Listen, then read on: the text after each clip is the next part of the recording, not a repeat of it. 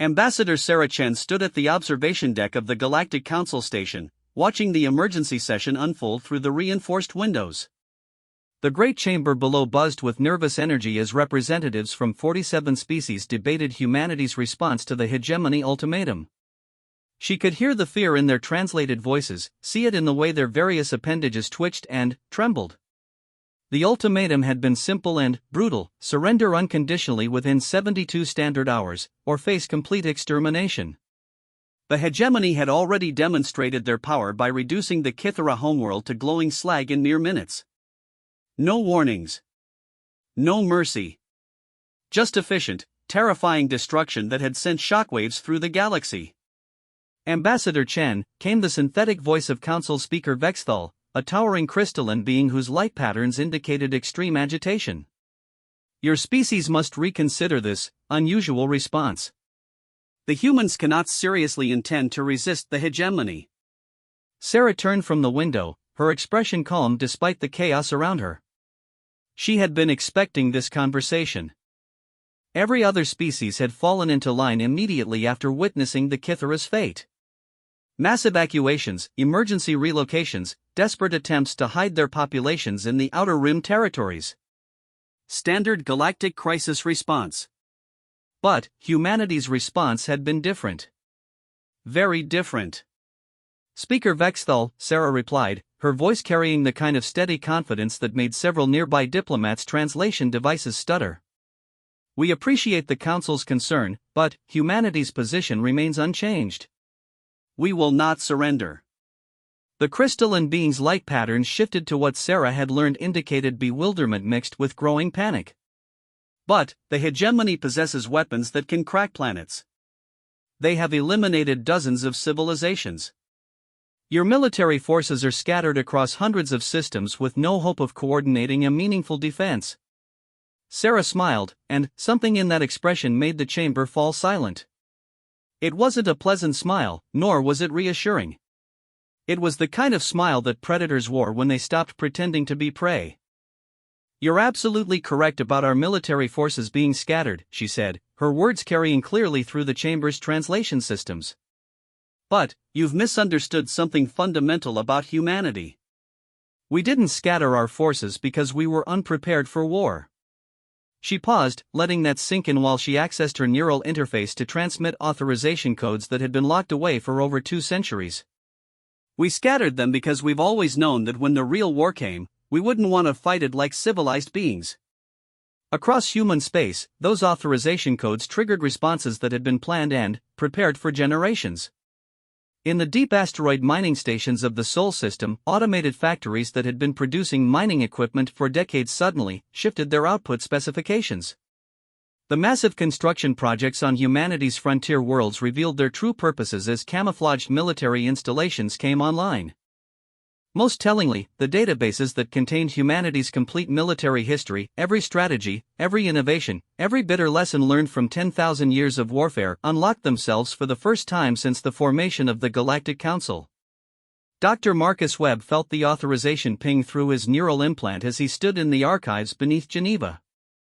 Around him, holographic displays flickered to life, showing tactical analysis that had been compiled by every military mind humanity had ever produced.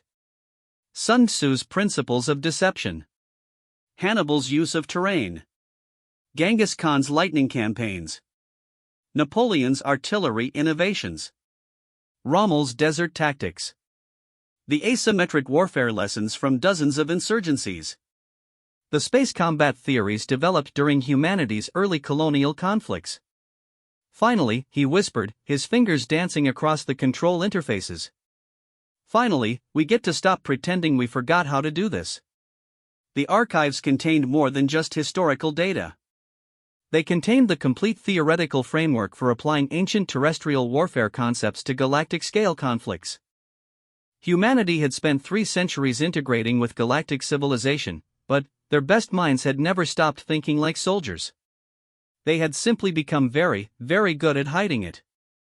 Meanwhile, aboard the cargo vessel Peaceful Trader currently docked at the Rigel Commerce Hub, Captain Elena Vesquez received her new orders with grim satisfaction. Her ship, like hundreds of others, had been playing the role of merchant vessel for decades. The Galactic Council's regulations prohibited military vessels in neutral space, but they had never thought to scan for the weapons components that could be assembled from common industrial equipment. "All hands, this is the captain," she announced over the ship's comm system. "We've just received activation orders. Begin conversion protocols immediately." Within hours, the peaceful trader had become something else entirely. Hidden manufacturing bays deployed military-grade armor plating. Cargo containers reassembled themselves into weapon systems that the galaxy hadn't seen since humanity's pre-Council wars. Most importantly, the ship's navigation computers accessed a database of tactical information that had been disguised as trade route optimization software. Similar transformations were occurring throughout human space. Mining platforms revealed themselves as heavily fortified weapons platforms. Scientific research vessels deployed sensor arrays that could track fleet movements across multiple star systems. Even the smallest transport ships activated systems that turned them into highly mobile intelligence-gathering nodes. But perhaps the most significant change was happening in the human colonies themselves. On New Geneva, Governor Patricia Monroe stood before a crowd of 10 million colonists gathered in the capital's Great Plaza. The emergency session had been called within hours of the hegemony ultimatum, and the atmosphere was electric with anticipation rather than fear. "Citizens of humanity," she began, her voice carried by broadcast systems to every human world simultaneously. "Today, the hegemony has given us something our ancestors could only dream of, a clear enemy, fighting for our survival, with no rules of engagement." The crowd's response was not what any other species would have expected. Instead of panic or despair, there was a sound that made the alien observers present question their understanding of human psychology: cheering. Loud, enthusiastic, almost eager cheering. "For 3 centuries, we have been good galactic citizens," Monroe continued. "We have followed the Council's rules for civilized warfare. We have honored treaties and respected boundaries. We have pretended that the creature that conquered Terra and spread across the stars could be satisfied with peaceful coexistence." She paused, scanning the faces in the crowd. Faces that showed not fear, but anticipation. Not desperation, but eager determination. The hegemony believes they are facing the humans they've observed in the council chambers. Diplomatic. Reasonable. Constrained by civilized conventions. Her smile was sharp enough to cut vacuum. "They're about to meet the humans that built an empire on the bones of every species that ever threatened our homeworld." The cheering that erupted then was heard across the galaxy, carried by news networks that couldn't quite understand what they were witnessing. Other species watched in bewilderment as humanity responded to an extinction threat with what appeared to be celebration. They were missing the crucial context. Humanity had been preparing for this war since the day they achieved faster-than-light travel. Every treaty they signed, every trade agreement they negotiated, every peaceful diplomatic solution they crafted, all of it had been part of a 300-year intelligence-gathering operation. They had learned the capabilities, weaknesses, and tactical doctrines of every major galactic power. They had mapped supply lines, identified strategic resources, and cataloged the military potential of thousands of star systems. Most importantly, they had been very careful never to show their full capabilities to anyone. The hegemony's invasion fleet was massive, over 10,000 ships arranged in the traditional cone formation that had proven effective against every previous target. Their strategy was simple and had never failed: deploy overwhelming force, demonstrate absolute superiority, and wait for the inevitable surrender. Fleet Commander Zekthal reviewed the intelligence reports on human military capabilities with satisfaction. Scattered patrol fleets, obsolete weaponry, minimal defensive installations. The conquest would be completed within days, possibly hours. What he didn't know was that every piece of intelligence the hegemony possessed about human military capabilities had been carefully crafted and deliberately provided by human intelligence services. The obsolete weaponry was deliberately visible while the real weapons remained hidden. The scattered patrol fleets were exactly where they needed to be for the strategy humanity had planned. The minimal defensive installations were just the ones they were allowed to see. As the hegemony fleet entered human space, confident in their overwhelming superiority, they triggered sensors that had been waiting decades for this moment. Deep space monitoring stations that had been disguised as scientific research platforms suddenly revealed their true purpose, gathering detailed tactical data on hegemony ship capabilities, formations, and communication protocols. The information flowed instantly to command centers that officially didn't exist, where officers who officially weren't military personnel began implementing battle plans that officially had never been developed.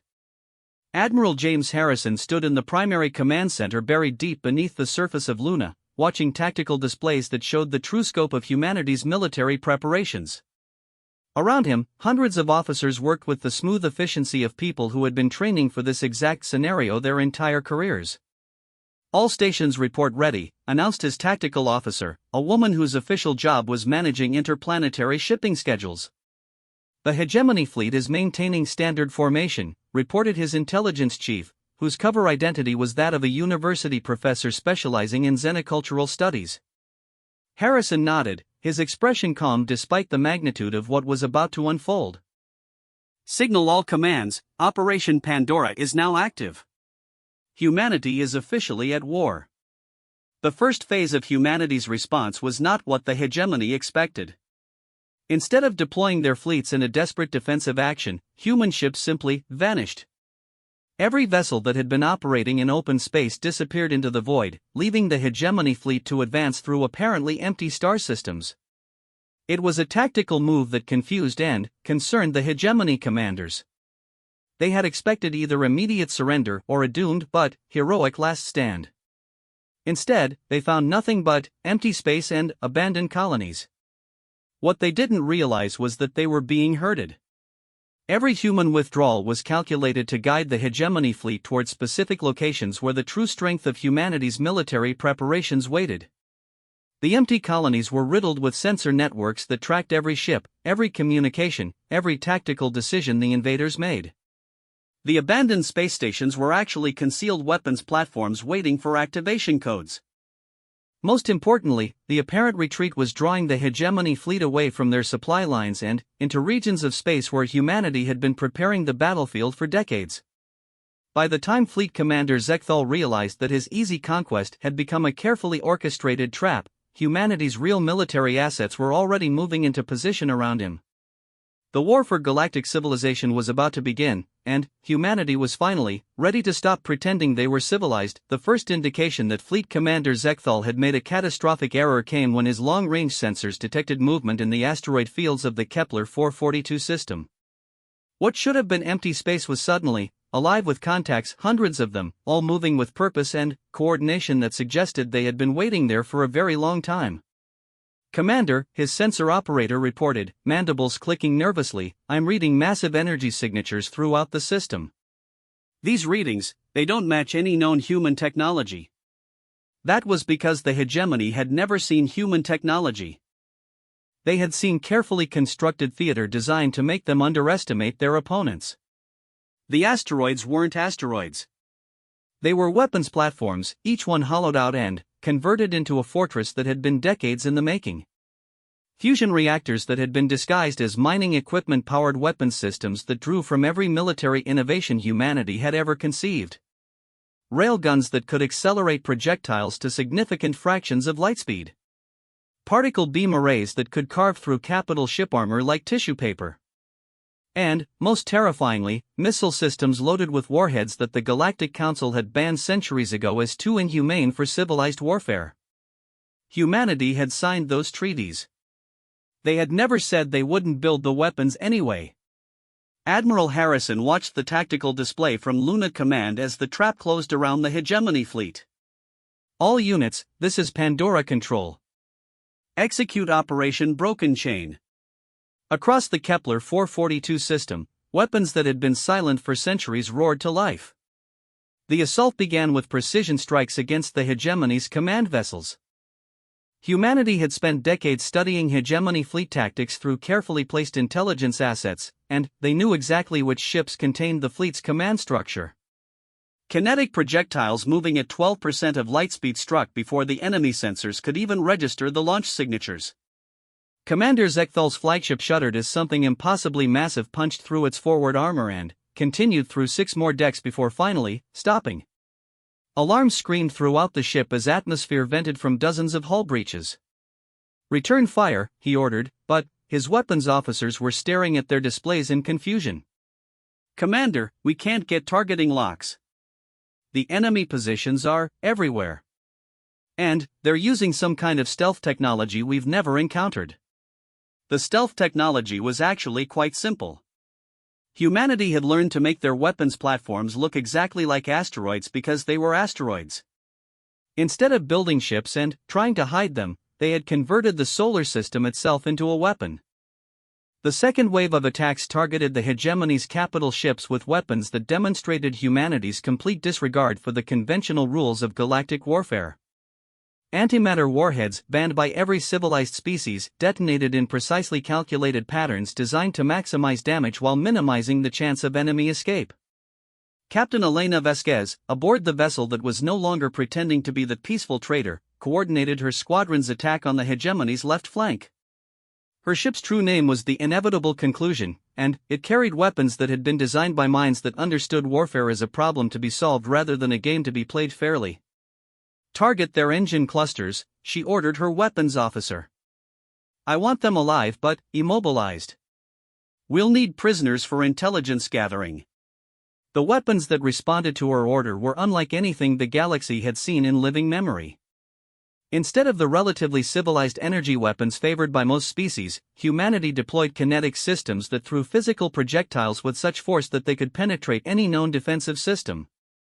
The psychological impact was as important as the physical damage. There was something deeply unsettling about weapons that literally threw chunks of metal at their targets and achieved devastating effect through pure mechanical violence. But the real demonstration of humanity's tactical philosophy came when the hegemony fleet attempted to retreat. They found that the jump points out of the system had been mined. Not with conventional explosives, but with weapons that humanity had developed specifically for denying enemy movement. Gravitational disruptor mines that made faster-than-light travel impossible within their effective radius. The hegemony fleet was trapped in a system that humanity had turned into a killing ground. "This is impossible," Fleet Commander Zekthal muttered as his tactical display showed the true scope of the trap. "No species builds defenses like this. The energy requirements alone should be." His tactical officer's voice was barely a whisper. "Commander, we're detecting power signatures that suggest these installations have been operational for decades. Maybe centuries." The implication hit him like a physical blow. Humanity hadn't built these defenses in response to the hegemony threat. They had built them in anticipation of it. They had been planning this war since before the hegemony had ever heard of them. Meanwhile, across human space, the revelation of humanity's true capabilities was causing panic among both allies and enemies. On the council station, Ambassador Sarah Chen stood before an emergency session that had devolved into chaos. Representatives from dozens of species were demanding explanations for weapons systems that violated every treaty humanity had ever signed. "Ambassador Chen," Speaker Vexthal's light patterns were pulsing with what could only be described as betrayal. "Your species has been systematically violating galactic law for centuries. These weapons, these installations, they represent a military capability that exceeds most galactic powers." Sarah's response was delivered with the same calm confidence she had maintained throughout the crisis. "Speaker Vexthal, I need to correct a fundamental misunderstanding. Humanity never violated galactic law. We simply never agreed to be bound by laws we didn't help write." She activated her presentation system, displaying documents that made several representatives recoil in shock. Every treaty humanity signed contained carefully worded exceptions that preserved our right to maintain defensive capabilities appropriate to threats we might face. Every weapons restriction we accepted included clauses that allowed for research and development in case of existential threats. Every limitation we acknowledged came with the explicit understanding that extraordinary circumstances might require extraordinary measures. The chamber erupted in protests and accusations, but Sarah's voice cut through the noise with authority that brooked no interruption. "The hegemony declared their intent to exterminate every human in the galaxy. That constitutes an extraordinary circumstance."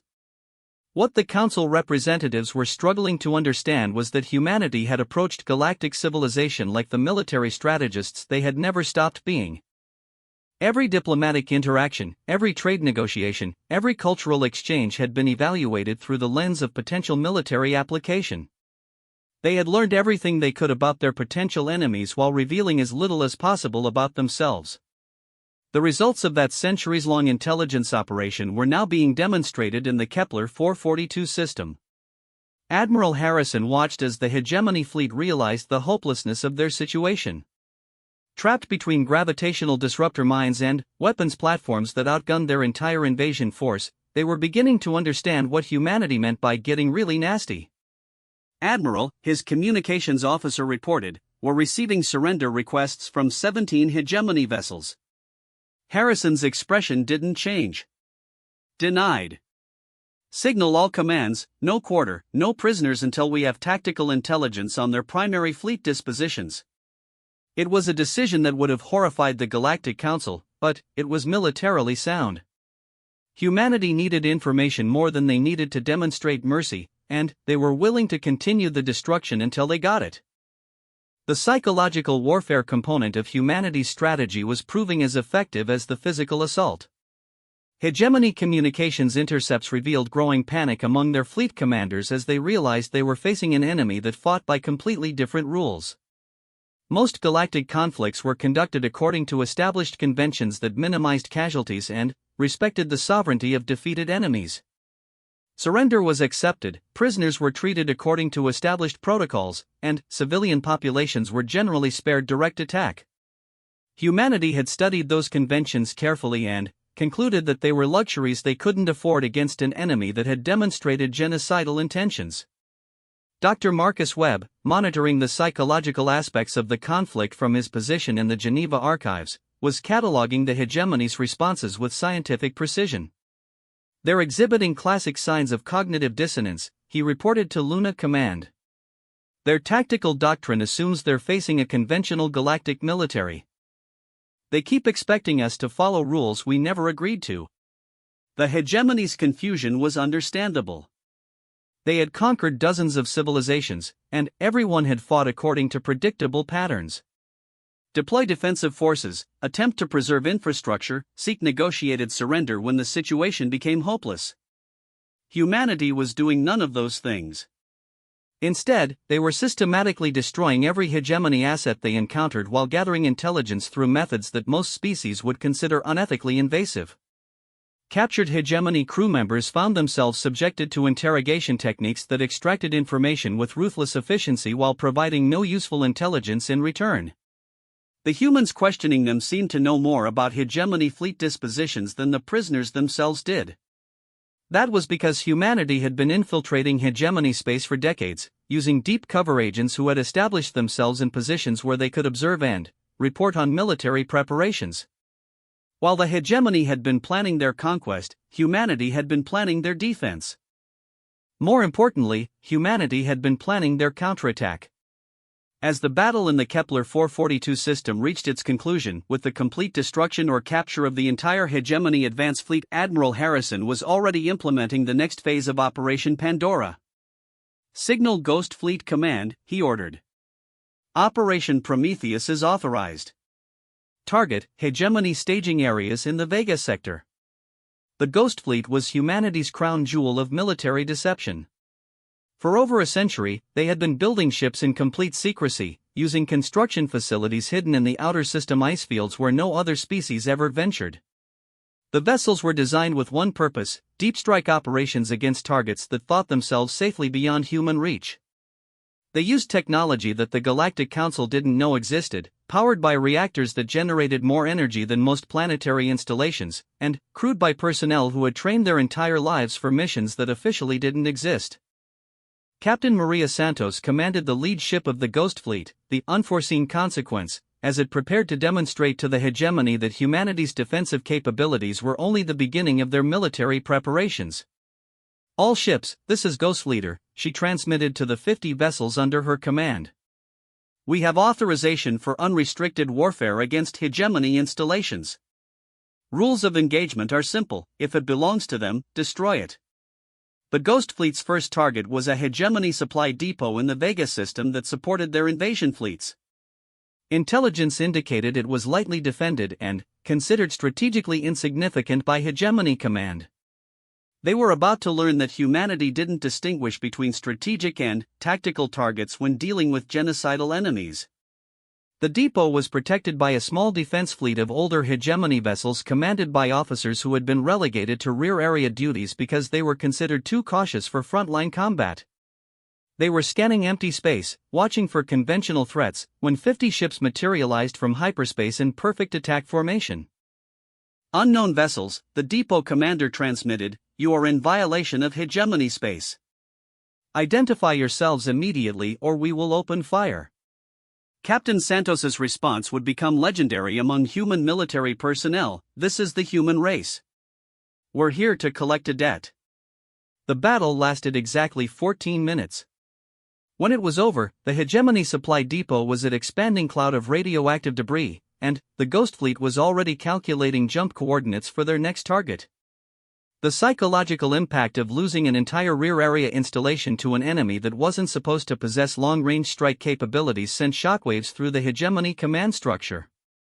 They had been operating under the assumption that human military forces were concentrated in defensive positions around their core systems. The existence of the Ghost Fleet meant that nowhere in hegemony space was safe from attack. As news of the depot's destruction spread through hegemony communication networks, their military commanders began to understand the scope of their strategic error. They weren't facing a desperate defensive action by an outmatched enemy. They were facing a military force that had spent centuries preparing for total war and was now implementing a strategy designed to achieve complete victory through the systematic destruction of everything the hegemony possessed. The war was no longer about conquest. It was about survival. And humanity was just getting started. High Admiral Kexfor of the Hegemony Supreme Fleet stood before a tactical display that showed the complete collapse of everything he had believed about human military capabilities. In 72 hours, humanity had destroyed 2 entire fleets, eliminated 16 strategic installations, and demonstrated weapons technology that shouldn't exist according to every intelligence report he possessed. Worse, they were accelerating. "Report," he commanded, his voice carrying the authority of someone who had conquered 47 species and never experienced defeat. His intelligence chief, a being whose species specialized in analytical warfare, consulted displays that flickered with incoming data streams. "High Admiral, the humans are implementing what appears to be a coordinated multi-vector assault designed to achieve strategic paralysis through simultaneous attacks on all critical infrastructure." Kexfor's 4 eyes focused on the tactical readout. "Explain."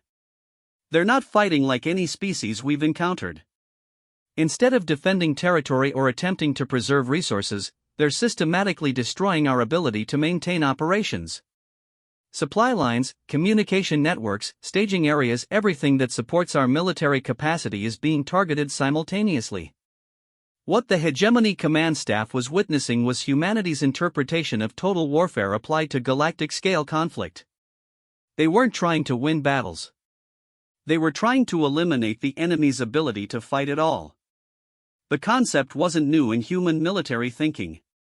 They had learned centuries ago that the most efficient way to defeat a technologically superior enemy was to attack their support infrastructure rather than engaging their primary forces directly. The hegemony possessed superior weapons and ships, but they required massive logistical support to maintain their operations across multiple star systems. Humanity was systematically destroying that support. Captain Elena Vasquez, now commanding a full squadron of vessels that had revealed their true nature, led the assault on the hegemony's primary communication relay in the Proxima Centauri system. The installation was heavily defended and considered strategically vital to their operation. It was also exactly where humanity wanted the hegemony to concentrate their defensive forces.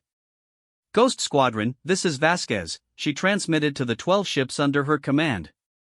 "Execute Operation Severed Cord.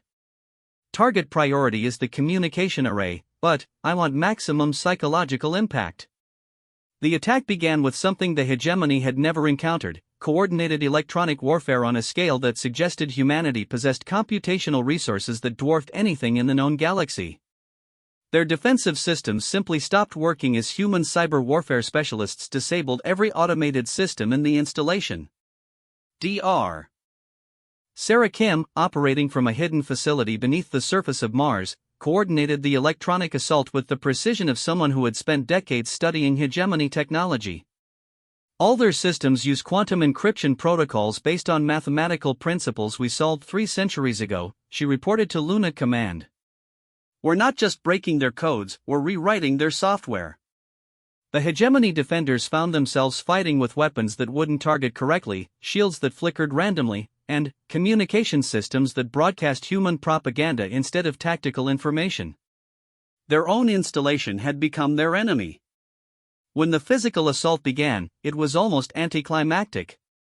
The communication relay, stripped of its defenses by electronic warfare, succumbed to human weapons with the efficiency of a surgical operation. But the real devastation came when the facility's quantum communication array was destroyed. Suddenly, hegemony forces throughout the galaxy found themselves unable to coordinate with their command structure. High Admiral Caxpor watched his empire's communication network collapse in real time as relay after relay went offline. Human forces were attacking with a precision that suggested they had been mapping hegemony infrastructure for decades. They had. Agent Michael Chen, no relation to Ambassador Sarah Chen, stood in the ruins of his cover identity on the hegemony world of Kitharon Prime. For 15 years, he had operated as a minor trade official, documenting every aspect of hegemony military logistics while maintaining the perfect facade of bureaucratic incompetence. He was one of thousands. Humanity had infiltrated hegemony space so thoroughly that they possessed better intelligence on enemy capabilities than the hegemony possessed on their own forces. Every major installation, every supply route, every strategic weakness had been catalogued and analyzed by human intelligence operatives who had spent decades building unassailable cover identities. Now those operatives were activating, and the results were devastating. Phoenix Network, this is Deep Cover 7, Chen transmitted through a communication system that had been disguised as a malfunctioning food synthesizer for over a decade. Kitharon Prime military complex is ready for package delivery. The package was information that would guide human weapons to their target with precision measured in meters rather than kilometers. But, more importantly, it included detailed schematics of hegemony defensive systems that would allow human forces to bypass their protection entirely. Similar transmissions were being sent from hundreds of deep cover agents throughout hegemony space, each one providing the targeting data necessary for humanity's next phase of operations. Admiral Harrison received the intelligence summaries with grim satisfaction. Signal all commands, he ordered. Operation Prometheus Phase 2 is authorized. Target, hegemony core infrastructure. What followed was something that military historians would later describe as the most perfectly coordinated assault in galactic history. Human forces struck 17 different star systems simultaneously, attacking targets that the hegemony had considered completely secure. Industrial complexes that produced their advanced weapons. Shipyards that manufactured their fleets. Research facilities that developed their technology. Training centers that produced their military personnel.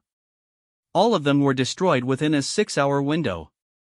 But the true genius of humanity's strategy became apparent when the hegemony attempted to respond to these attacks.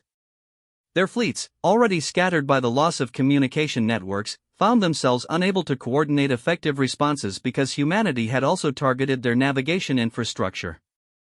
The quantum beacons that enabled faster-than-light travel were systematically destroyed, leaving hegemony forces stranded in whatever systems they occupied when the beacons went offline.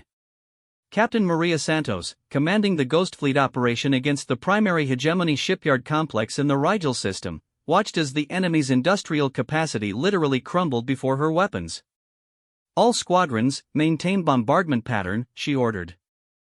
I want nothing larger than component molecules remaining when we're finished. The shipyards had been protected by defensive installations that were considered impregnable according to Galactic Council military assessments. Unfortunately for the hegemony, humanity had never consulted those assessments when designing their weapons. Instead, they had built systems specifically designed to defeat every known form of defensive technology through the simple expedient of overwhelming them with more destruction than they could possibly absorb. The result was devastation on a scale that shocked even human observers. Dr. Marcus Webb, monitoring the psychological warfare aspects of the campaign from Geneva, noted with scientific interest that hegemony military communications were beginning to show signs of systemic panic. They're exhibiting behavior patterns consistent with cognitive collapse, he reported to Luna Command. Their command structure appears to be disintegrating as individual units lose contact with higher authority. This was exactly what humanity had hoped to achieve. Rather than engaging in direct fleet-to-fleet combat where the hegemony's superior numbers might prove decisive, they were systematically destroying the enemy's ability to function as a coordinated military force. The strategy was working so effectively that some human commanders were beginning to worry about achieving total victory too quickly. Admiral Harrison's tactical officer reported, "We're receiving surrender signals from hegemony installations in 14 different systems. They're offering unconditional capitulation." Harrison's response demonstrated humanity's commitment to achieving permanent resolution of the hegemony threat. Denied. Continue operations until we receive surrender from their supreme command. Local commanders aren't authorized to speak for the species that declared genocidal intent against humanity. This decision would later be debated by military ethicists throughout the galaxy, but it reflected humanity's fundamental strategic principle. When facing an enemy that had demonstrated willingness to commit genocide, half measures were a luxury they couldn't afford. The hegemony had to be defeated so completely that they could never again pose a threat to any species. Meanwhile, the psychological impact of humanity's military performance was rippling throughout galactic civilization. On the Council Station, Ambassador Sarah Chen found herself fielding increasingly desperate requests for information about human military capabilities. Ambassador, Council Speaker Vexthal's light patterns indicated a level of distress that bordered on panic. Your species is demonstrating weapons technology that exceeds anything in our databases. The systematic destruction of hegemony infrastructure suggests military capabilities that rival those of the most advanced civilizations in galactic history. Sarah's response was delivered with the same unflappable calm she had maintained throughout the crisis, but her words carried implications that sent shockwaves through the assembled representatives. Speaker Vexthal, what you're observing is not the pinnacle of human military capability. It's what we consider an appropriate response to an existential threat using assets we developed during our integration into galactic civilization. The implications of that statement were staggering. If this level of destruction represented a measured response using secondary assets, what were humanity's primary capabilities? The answer to that question was being prepared in the deepest levels of Luna Command, where Admiral Harrison was reviewing target packages for Operation Ragnarok, humanity's contingency plan for dealing with enemies that possessed planet-killing capabilities. Admiral, his strategic planning chief reported, intelligence confirms that the hegemony possesses at least 12 planet-cracker weapons distributed throughout their core systems. If we continue current operations, they may resort to targeting human civilian populations. Harrison studied the threat assessment with the cold calculation that had characterized humanity's approach to this conflict. Probability assessment? 73% chance of planet cracker deployment within 96 hours if current operational tempo continues. Then, we accelerate our timeline. Harrison's decision was delivered with finality that brooked no discussion. Signal all commands, Operation Ragnarok is authorized. Execute within 48 hours. Operation Ragnarok was humanity's answer to enemies who threatened civilian populations with planet-killing weapons.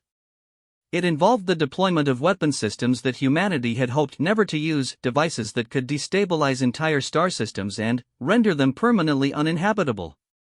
The weapons existed because humanity's military planners had concluded that facing enemies with planet-killing capabilities required the ability to respond with even greater destruction.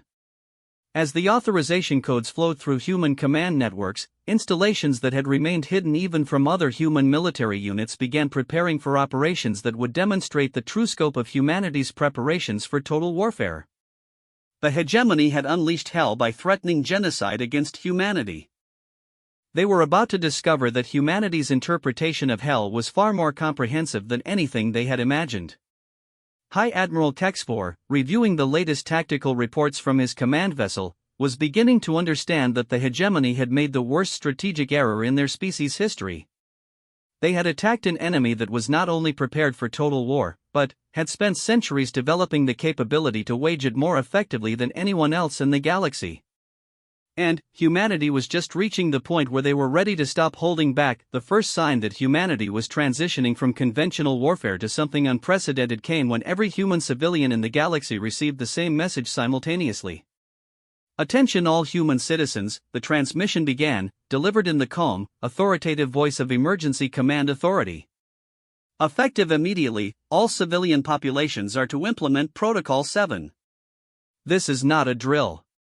Repeat, Protocol 7 is now in effect." Protocol 7 was something that had been planned for 3 centuries but never implemented. It represented humanity's acknowledgement that when facing an enemy capable of planetary destruction, the traditional distinction between civilian and military targets became irrelevant. Every human colony, every space station, every research facility, and every trade outpost in the galaxy suddenly transformed into a component of humanity's war machine.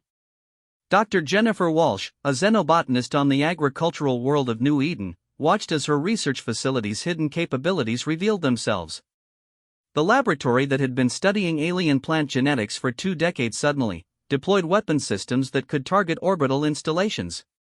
The agricultural processing centers revealed themselves as heavily armored command bunkers. Even the civilian transport network activated systems that turned commercial vessels into military support craft. "All personnel, this is Emergency Command," the facility's director announced. "You are now under military authority. Your specialized knowledge of hegemony biology makes you critical to upcoming operations." Similar transformations were occurring throughout human space. The galaxy's most advanced civilization was revealing that it had been preparing its entire population for total warfare since the day they achieved interstellar travel. But the real shock came when humanity's deep space installations revealed their true purpose.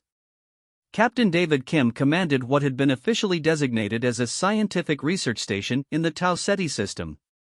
For 30 years, the facility had conducted legitimate scientific research while concealing its actual function as a weapons development center for systems too dangerous to test near inhabited worlds. "All sections, this is the captain," he announced as Protocol 7 activation codes unlocked systems that had been waiting decades for authorization. "Begin deployment of Project Pandemonium." Project Pandemonium was humanity's solution to enemies who possessed planet-killing weapons: develop weapons that could kill stars. The technology had been theoretical when the project began, but 3 centuries of research had made it terrifyingly practical. Humanity had learned to destabilize stellar fusion processes using specialized projectiles that could trigger cascade failures in star cores.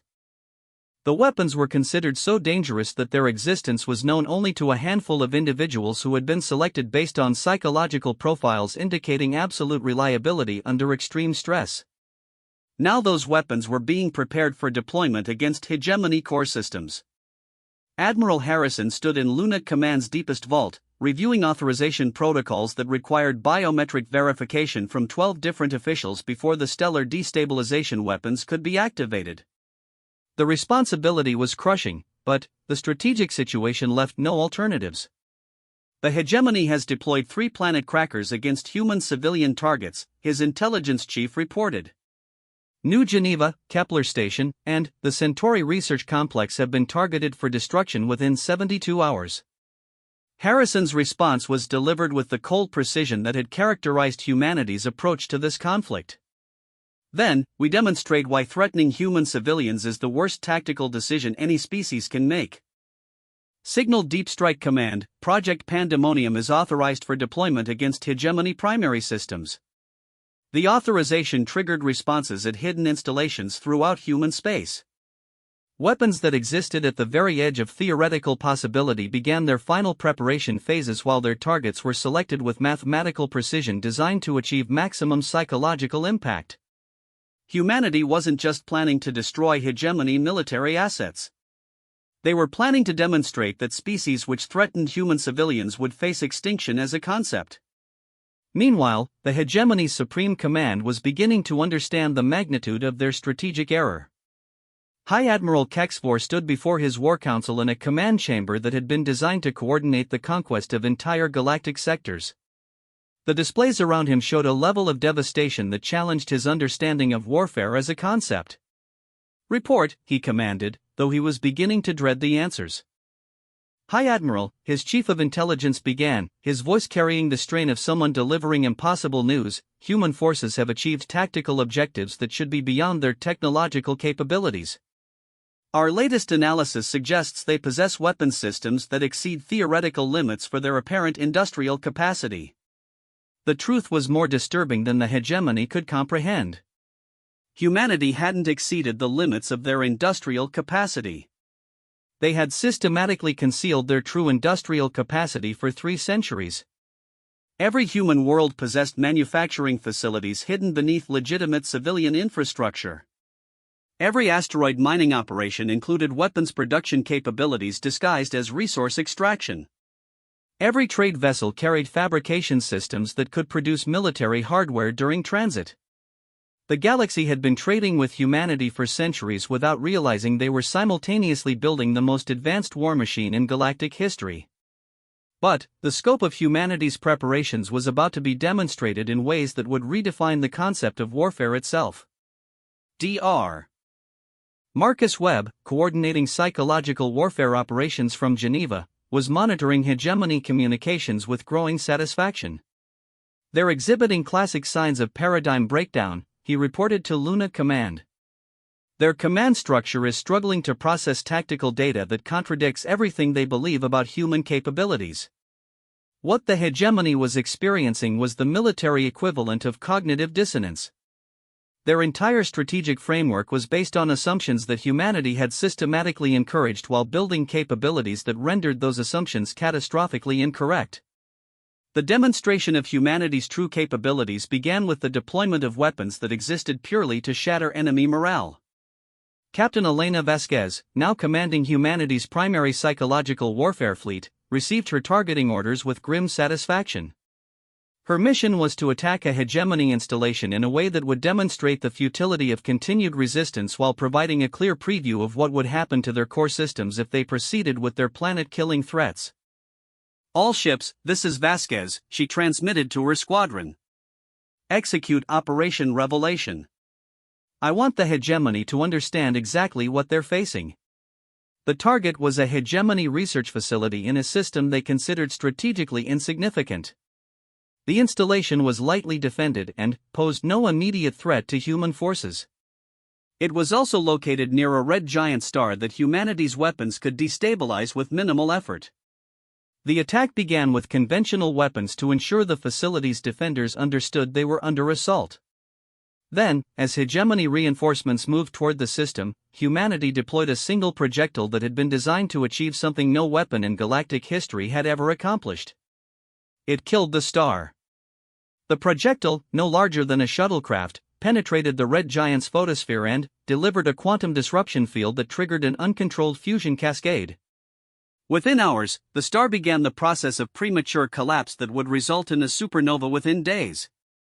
The hegemony research facility and its reinforcement fleets found themselves facing imminent extinction from a stellar explosion that had been artificially triggered by human weapons. Captain Maria Santos, observing the results from her position with the Ghost Fleet, transmitted the message that would become humanity's signature statement of strategic intent: "Attention hegemony forces. You are witnessing a demonstration of what happens to star systems that threaten human civilians. You have 72 hours to withdraw all planet-killing weapons from human space before we begin systematically sterilizing your core systems." This is not a negotiation. The psychological impact of deliberately triggering a supernova was exactly what humanity had calculated.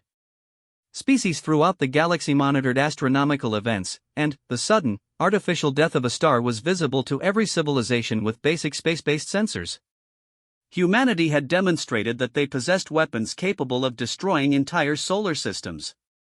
More importantly, they had demonstrated the willingness to use them. On the council station, Ambassador Sarah Chen found herself facing representatives whose emotional states ranged from terror to outright disbelief. Ambassador Chen, Council Speaker Vexthal's light patterns indicated a level of distress that bordered on system failure. Your species has just committed an act of astronomical vandalism that threatens the stability of local spacetime. The artificial destruction of stellar objects could have unpredictable consequences for neighboring systems. Sarah's response was delivered with the same unshakable calm she had maintained throughout the crisis, but her words carried implications that made several representatives activate emergency evacuation protocols. Speaker Vexthal, the hegemony has threatened to eliminate every human civilian in the galaxy. In response, humanity has demonstrated that we possess the capability to eliminate the hegemony as a species through the systematic destruction of every star system they occupy. The choice of whether to escalate to that level of destruction rests entirely with them. The implications of her statement rippled through the council chamber like a physical force. Humanity wasn't just threatening to defeat the hegemony militarily. They were threatening to make hegemony space uninhabitable through stellar engineering on a scale that approached the powers traditionally attributed to gods. But the most terrifying aspect of humanity's demonstration was its restraint. The star they had killed was in a system with no inhabited worlds.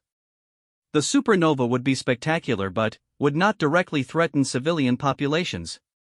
It was a warning shot designed to demonstrate capability while providing a clear escalation path if the hegemony failed to respond appropriately.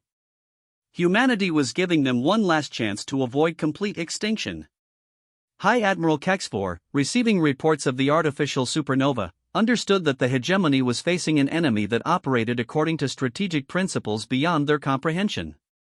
Analysis, he commanded his science staff, though he suspected the answer would challenge everything he thought he knew about technological limitations. High Admiral, his chief scientist reported, the humans have developed weapons technology that allows them to manipulate stellar fusion processes. This suggests scientific capabilities that exceed our most advanced theoretical models by several orders of magnitude. The truth was that humanity had achieved their breakthrough through an approach that no other species had attempted. They had dedicated their entire civilization to the problem of warfare for over 3 centuries. Every scientific discovery, every technological innovation, every research project had been evaluated for potential military applications. The result was a technological base that appeared impossible to species who distinguished between civilian and military research. But the demonstration of stellar manipulation was only the beginning of humanity's revelation of their true capabilities. Dr. Sarah Kim, coordinating cyber warfare operations from Mars, activated systems that had been infiltrating hegemony networks for decades. Luna Command, this is Mars Control. Execute Operation Total Information Dominance. What followed was the most comprehensive electronic assault in galactic history. Human cyber warfare specialists didn't just attack hegemony computer systems, they seized control of them entirely. Within hours, every hegemony communication network, every automated defense system, every computer-controlled facility was operating under human control. The hegemony found themselves locked out of their own technology while humanity used their infrastructure to coordinate even more devastating attacks. Captain David Kim, from his position at the Tau Ceti Weapons Development Facility, watched as humanity's most advanced artificial intelligence systems began coordinating attacks across hundreds of star systems simultaneously. All systems report ready, his tactical officer announced. Project Pandemonium weapons are armed and targeted at 17 hegemony core systems. Admiral Harrison, reviewing the strategic situation from Luna Command, made the decision that would end the war. Signal all hegemony forces, he ordered. They have 6 hours to begin total evacuation of human space and 12 hours to surrender all planet-killing weapons for destruction. After that deadline, we begin permanent sterilization of every star system under hegemony control. The ultimatum was delivered with mathematical precision and complete sincerity. Humanity had developed the capability to destroy civilizations on a galactic scale, and they were prepared to use it to ensure that no species would ever again threaten human civilians with extinction. The hegemony had awakened something that had been sleeping beneath humanity's civilized facade for 3 centuries. Now they had to decide whether to surrender unconditionally or face extinction as a concept. The surrender of the hegemony Supreme Command came exactly 11 hours and 57 minutes after humanity's ultimatum expired. It wasn't the formal diplomatic capitulation that most galactic conflicts concluded with, but rather a desperate transmission broadcast on every communication channel the hegemony possessed. Attention human forces, the message began, delivered in the broken voice of High Admiral Kexfor. The Hegemony Supreme Command hereby surrenders unconditionally. We request immediate cessation of stellar destabilization operations and agree to all terms specified in your ultimatum. Admiral Harrison listened to the surrender from Luna Command while watching tactical displays that showed humanity's stellar manipulation weapons locked onto their targets throughout Hegemony space. 17 different star systems waited for the command that would trigger artificial supernovas designed to sterilize entire sectors of the galaxy. Signal all commands, Harrison ordered. Weapons hold. Repeat, weapons hold. Begin verification of hegemony compliance with surrender terms. What followed was the most comprehensive military occupation in galactic history. Humanity didn't just accept the hegemony surrender, they systematically dismantled every aspect of hegemony military capability while implementing monitoring systems designed to detect any attempt to rebuild their war machine. Captain Elena Vasquez, now commanding the human fleet responsible for securing former hegemony core systems, found herself overseeing operations that redefined the concept of post-war occupation. All sectors report complete compliance, her tactical officer announced. Hegemony forces have surrendered their weapons as specified. We're detecting no attempts at concealment or resistance. The completeness of the surrender was partly due to humanity's demonstration of their willingness to trigger supernovas, but it was also the result of psychological warfare operations that had convinced the hegemony that further resistance was not just futile, but literally impossible.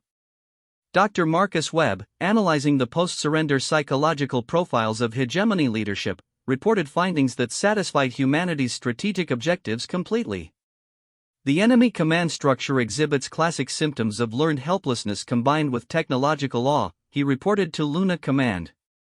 They've internalized the understanding that humanity possesses capabilities so advanced that resistance is not just inadvisable, but inconceivable. This was exactly what humanity had hoped to achieve. Rather than simply defeating the hegemony militarily, they had shattered their psychological capacity to ever again consider aggressive action against human interests. But, the most significant consequences of humanity's demonstration of their true capabilities were rippling through galactic civilization itself.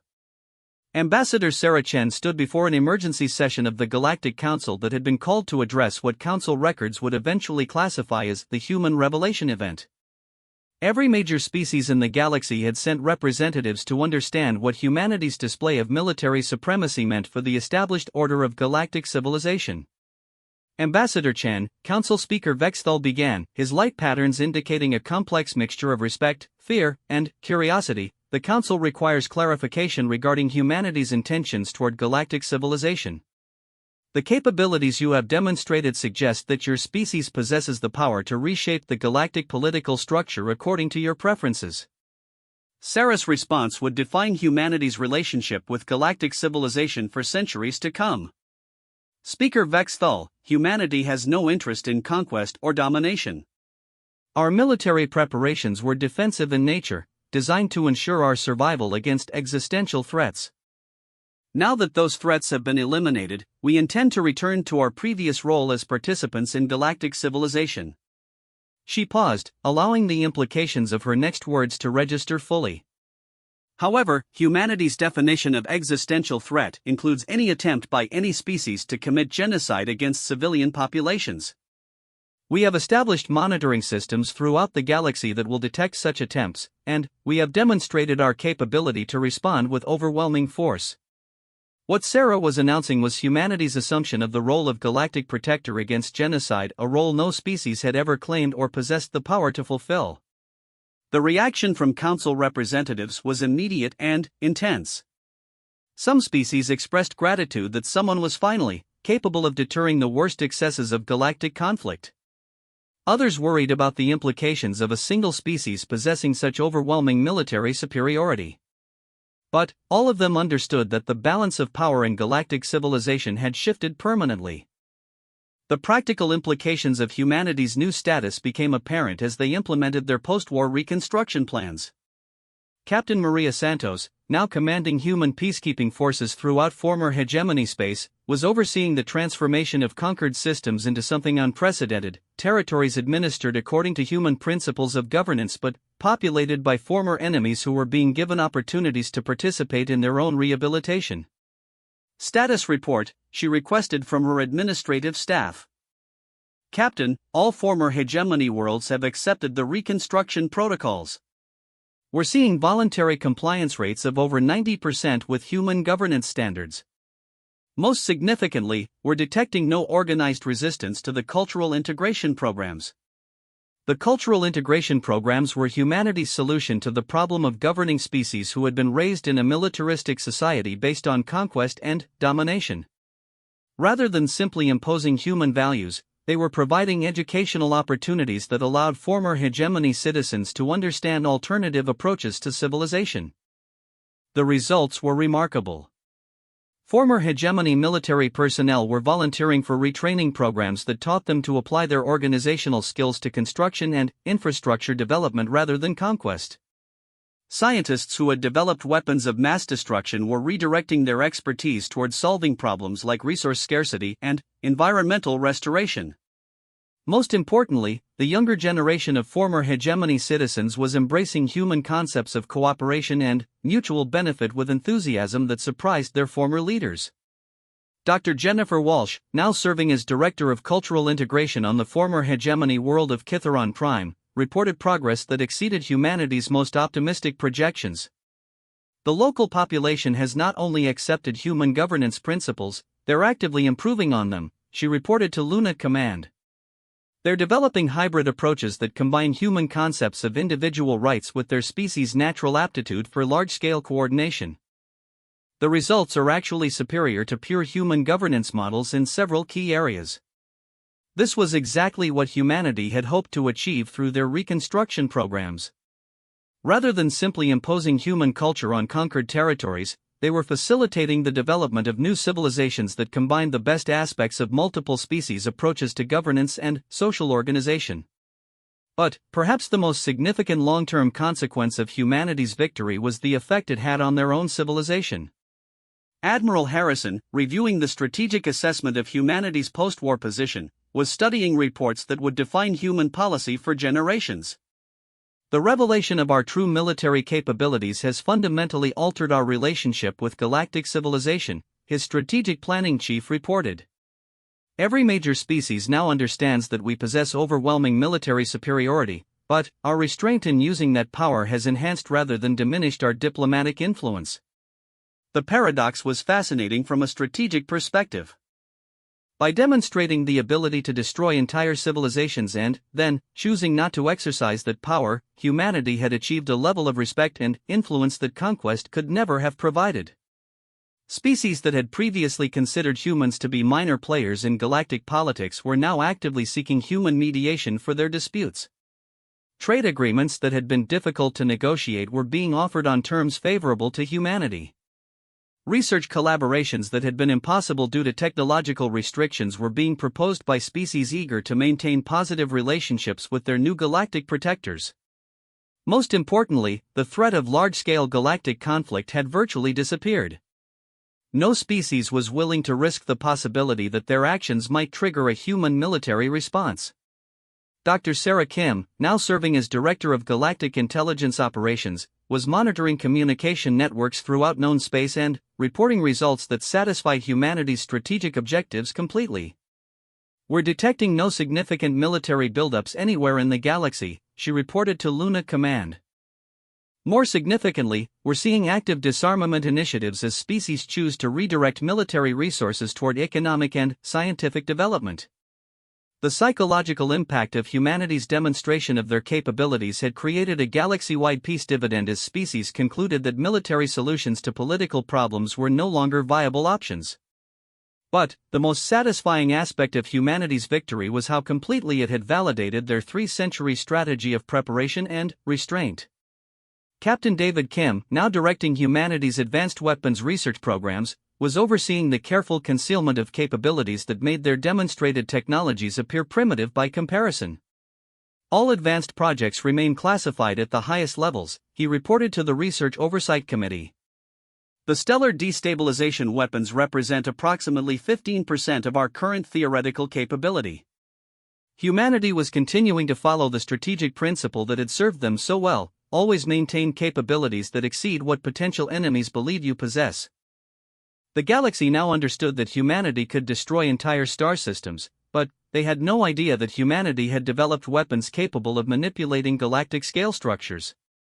They knew that human cyber warfare capabilities could seize control of entire communication networks, but they were unaware that humanity had developed artificial intelligence systems that could coordinate the activities of entire civilizations. Most importantly, they understood that humanity was willing to use overwhelming force to prevent genocide, but they had no concept of the true scope of the surveillance and response systems that humanity had deployed throughout the galaxy to ensure such threats were detected and neutralized before they could develop into serious problems. Ambassador Sarah Chen, now serving as humanity's primary representative to the restructured Galactic Council, was implementing diplomatic initiatives designed to ensure that the peace humanity had imposed would be maintained by consensus rather than force. The establishment of the Galactic Peace Monitoring Authority has been accepted by all Council members, she reported to Earth Command. The authority will be responsible for detecting and preventing conflicts before they escalate to levels that might require direct human intervention. The authority was staffed primarily by representatives from species other than humanity, but it operated according to human strategic principles and was ultimately backed by human military capabilities. It represented humanity's preference for preventing conflicts through diplomatic and economic means while maintaining the capability to respond with overwhelming force if prevention failed. But perhaps the most significant long-term consequence of humanity's victory was the effect it had on galactic civilizations' understanding of what was possible.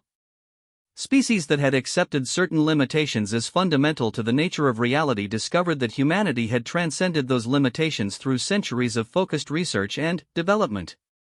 Technologies that had been considered theoretically impossible were being demonstrated by human scientists who had approached problems from perspectives that no other species had imagined.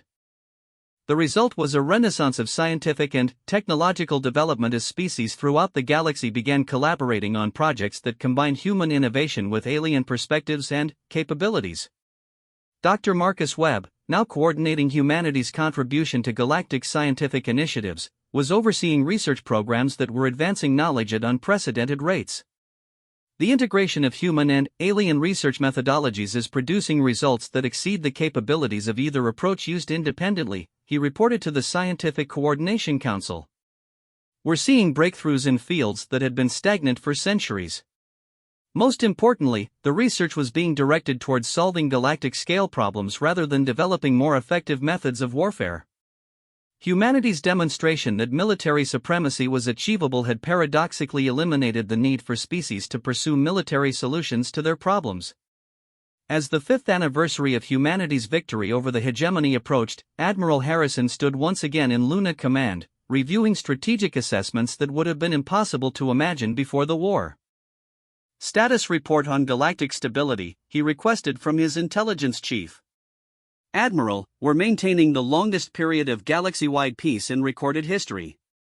No significant military conflicts, no indications of species attempting to develop weapons of mass destruction, and voluntary compliance with the Peace Authority protocols approaching 100%. Harrison nodded, satisfied with the results of humanity's strategy. They had achieved their fundamental objective, ensuring that no species would ever again be capable of threatening human civilians with extinction. But, more importantly, they had done so in a way that enhanced rather than diminished galactic civilization as a whole. The war had lasted only weeks, but its consequences would echo through galactic history for millennia. Humanity had revealed themselves as the ultimate guarantors of peace through strength, the species that would ensure that the worst impulses of civilized beings could never again manifest as galactic-scale threats. They had become exactly what they had always been preparing to become, the species that other species could depend on to do whatever was necessary to protect civilization from those who would destroy it. And they had achieved this goal while remaining true to their fundamental values of cooperation, innovation, and respect for the rights of all sentient beings. The hegemony had indeed unleashed hell when they threatened human civilians with extinction. But what they had actually unleashed was humanity's determination to create a galaxy where such threats could never succeed again. In the end, that had proven to be a far more terrible and beautiful force than simple destruction could ever be.